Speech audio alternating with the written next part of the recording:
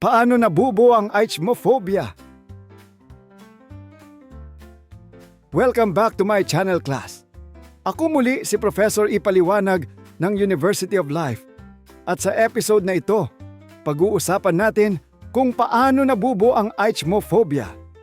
Ang matinding takot sa matutulis na bagay tulad ng karayom, kutsilyo, gunting, lapis, at kahit barbecue stick na hindi pa naluluto ang barbecue.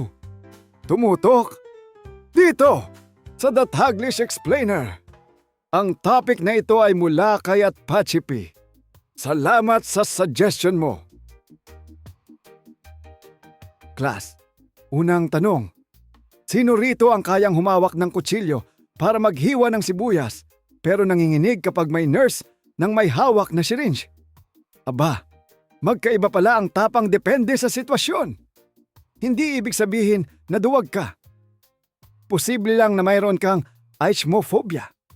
Ang ichmophobia ay isang uri ng specific phobia o matinding takot sa matutulis o matatalim na bagay. Hindi ito simpleng, ayoko lang. Ang katawan mismo ang nagre-react. Bumibilis ang tibok ng puso, pinagpapawisan, nanginginig, nahihilo, at minsan gusto nang tumakbo kahit wala namang humahabol. Ang utak kasi ay naniniwalang may malaking panganib kahit ligtas naman ang sitwasyon. At tandaan, class, hindi porket natatakot ka sa injection ay maarte ka na. Hindi rin ibig sabihin na weak ka. Minsan, ang utak natin ay parang overprotective na nanay. Kahit simpleng gasgas lang, feeling niya apocalypse na. Ngayon ang malaking tanong, paano nga ba ito nabubuo? Isipin ninyo ang isang batang 5 taong gulang. Dinala siya sa klinik para magpabakuna. Habang papalapit ang nurse, narinig niya ang isang bata sa kabilang kwarto na sumisigaw ng parang nasa horror movie. Pagpasok niya, nakita niya ang napakalaking, normal lang pala, syringe. Pero sa isip ng bata, parang espada ni Haring Arthur. Pagkatapos ng injection, umiyak siya ng todo. Hindi dahil napakasakit, kundi dahil natakot siya. Ngayon, naalala ng utak ang eksenang iyon. Sa susunod na makakita siya ng syringe, automatic na sasabihin ng utak, "Uy, delikado yan! Naalala mo nung umiyak tayo?" At doon nagsisimulang mabuo ang phobia. Class, ang utak natin ay parang cellphone na walang delete button sa mga nakakatakot na memories.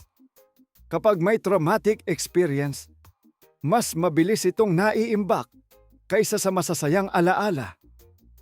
Kaya nga minsan, nakalimutan mo na ang birthday ng pinsan mo, pero naaalala mo pa rin ang unang beses na natusok ka ng malaking tinik habang nakatsinelas. Ang bahagi ng utak na tinatawag na amygdala ang tumutulong sa pag-detect ng panganib.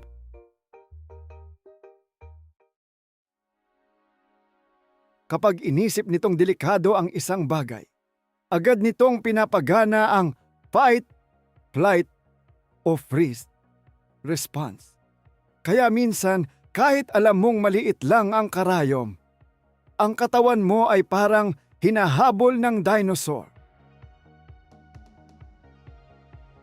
Pero class, hindi lahat ng may ichmophobia ay nagkaroon ng traumatic experience. May mga taong lumaki sa bahay kung saan lagi nilang naririnig ang "Huwag kang lalapit dyan, mamatay ka dyan." Aba, araw-araw mo bang maririnig iyon? Siyempre, pati butter knife iisipin mong kontrabida. Mayroon ding natututo sa pamamagitan ng pagmamasid.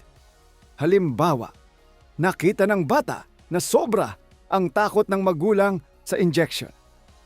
Kahit hindi pa siya naturukan, iniisip na niyang nakakatakot talaga iyon. Parang kapag nakita mong tumatakbo ang lahat sa mall, kahit hindi mo alam kung bakit, tatakbo ka rin. Mamaya pala, sale lang.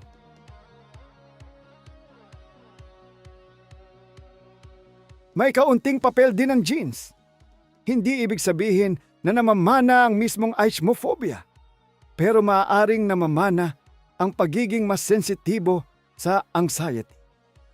Ibig sabihin, may mga taong natural na mas mabilis kabahan kaysa sa iba. Parang cellphone lang, may battery na tumatagal ng 2 araw, may battery na 10% pa lang, naghahanap na agad ng charger. Ganito rin ang anxiety ng tao. Magkakaiba tayo ng sensitivity. Ito ang nakakatuwang bahagi, seryosong bahagi pala. Kapag natatakot tayo, ang natural na ginagawa natin ay umiwas. Ayaw mong magpabakuna. Ayaw mong tumingin sa gunting. Ayaw mong dumaan sa kitchen. Ayaw mong bumili ng barbecue stick. Akala mo gumagaan ang pakiramdam kapag umiiwas. Totoo naman, pero pansamantala lang. Ang problema, natututo ang utak na tama pala ang pag-iwas. Kaya lalo nitong sinasabing, buti hindi tayo lumapit, siguradong delikado iyon. Habang tumatagal, lalo pang lumalaki ang takot. Parang utang, kapag hindi mo hinarap, lumalaki rin. Ang magandang balita, class, pwedeng mag-improve ang ichmophobia. Isa sa pinaka-epektibong paraan ay ang exposure therapy, kung saan dahan-dahang tinutulungan ang tao na masanay sa kinatatakutan niya sa ligtas at kontroladong paraan. Hindi ibig sabihin na unang araw pa lang ay hahabulin ka na ng doktor na may 10 syringe. Unti-unti lang. Maaaring magsimula muna sa pagtingin ng larawan ng karayom. Sunod, makakita ng totoong syringe. Pagkatapos, humawak nito kung komportable na. Hanggang sa dumating ang araw na kaya mo nang magpabakuna nang hindi parang nasa action movie. Meron ding breathing techniques, relaxation exercises, at kung kinakailangan, tulong mula sa psychologist o psychiatrist. Ako si Professor Ipaliwanag ng University of Life at tandaan ninyo class, ang matulis na bagay ay hindi laging mapanganib. Pero ang maling akala, pwedeng maging mas matalim kaysa kutsilyo. Hanggang sa susunod nating klase, stay curious, stay smiling, at huwag mong kalimutang mag-subscribe. Baka lang susunod nating lesson ang maging sandata laban sa isa na namang misteryo ng buhay.